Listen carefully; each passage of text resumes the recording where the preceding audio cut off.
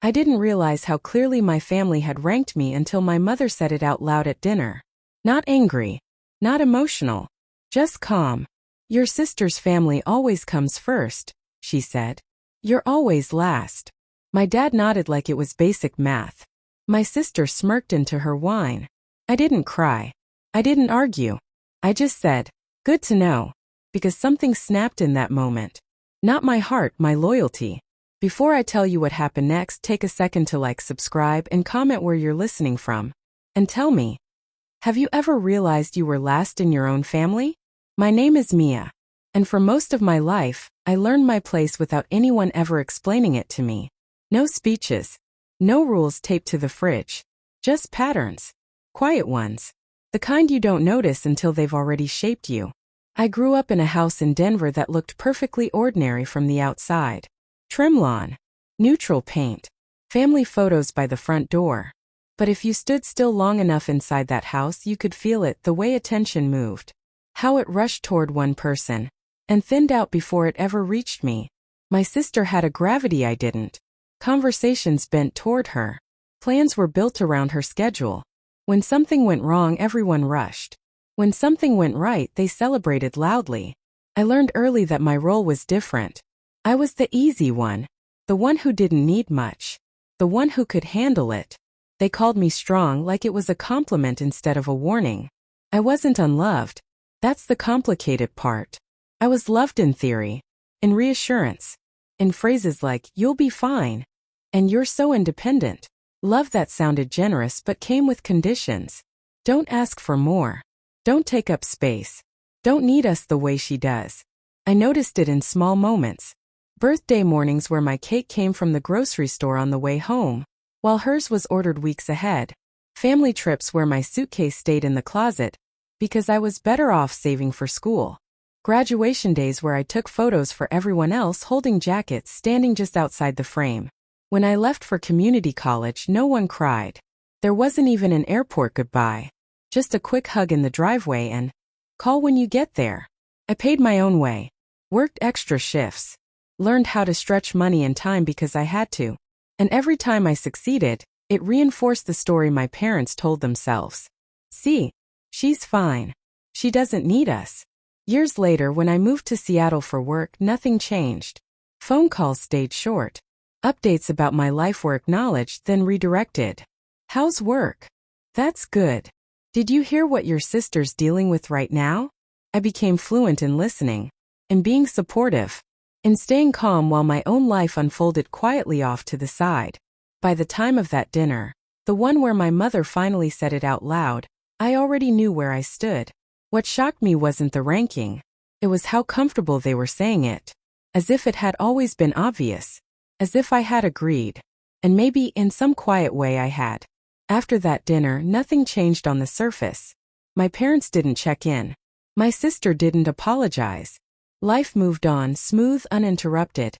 As if they hadn't just said the quiet part out loud. But something had shifted in me. The requests kept coming. A text from my mom asking if I could watch the kids, just for a few hours. A casual mention of bills piling up, said lightly, like a weather update. My sister forwarding a message about a payment that bounced, followed by a laughing emoji. No one ever asked directly. They never had to. This time I didn't answer right away.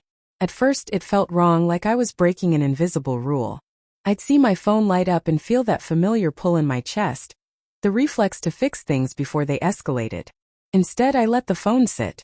I finished my coffee. I went to work. I lived my day. And nothing exploded. No disasters. No emergencies. Just silence. Then a second message. Then a third. "Are you okay? You've been quiet." I was quiet because I was paying attention. I started looking at my life, my time, my money, my energy with the same clarity I brought to my job. And I realized how much of it had been quietly allocated to everyone else. Money drifting out in small, regular amounts. Time kept flexible just in case. Plans I never fully committed to because someone might need me. So I started separating things. Not dramatically. No announcements. Just practically. I moved money into accounts that were mine alone. Canceled shared access. Stopped covering small payments that had never been discussed, only expected. When my sister asked if I could spot her for now, I replied with one sentence. I can't. No explanation. No apology. The reaction was immediate. My mom called, her voice tight. Is everything okay? You seem distant. I'm just busy, I said. She waited like there was supposed to be more. When it didn't come, she filled the silence herself. You know your sister's under a lot of pressure right now. I did know. What I was realizing was that knowing didn't make it my responsibility. That was the turning point. Not a fight. Not a dramatic declaration. Just the moment I understood that being the strong one had become an excuse for everyone else to stop carrying their share. I didn't know then how quickly they would test that boundary, but they did. The call came on a weekday afternoon. I need to talk, my mom said. Can you come by this weekend? When I arrived in Denver, the house felt heavy. The dining table was buried in envelopes, bills, notices, official-looking papers. My sister sat rigid on the couch. My dad avoided my eyes. No one asked how I was. My mom talked fast. Bad decisions. Delayed payments. Temporary problems. Then they all looked at me. Well, my dad said, you're in a stable place. You don't have kids. You can handle this. There it was. The expectation dressed up as logic. I asked one question. What's the plan if I don't? Silence. That night, staring at my childhood ceiling, I felt something settle inside me. Not anger. Clarity. The next morning I made 2 appointments. One with my therapist. One with a legal advisor. If I stepped in, it wouldn't be as the family safety net. It would be on my terms.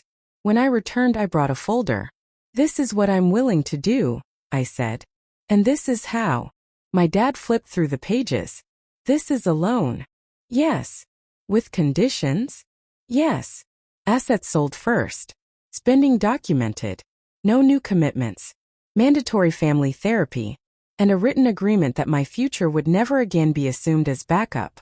This is cold, my dad said. This is how banks treat people. Then treat me like a bank, I replied. Because when you needed emotional support, I was family. When you needed money, I was infrastructure. My sister cried. My mom said they never meant to make me feel last. You did, I said. And you said it out loud. They signed. Something ended that day. But something healthier began. The panic faded. Responsibility redistributed. Expectations lowered. Back in Seattle, my life felt lighter. When my mom called, it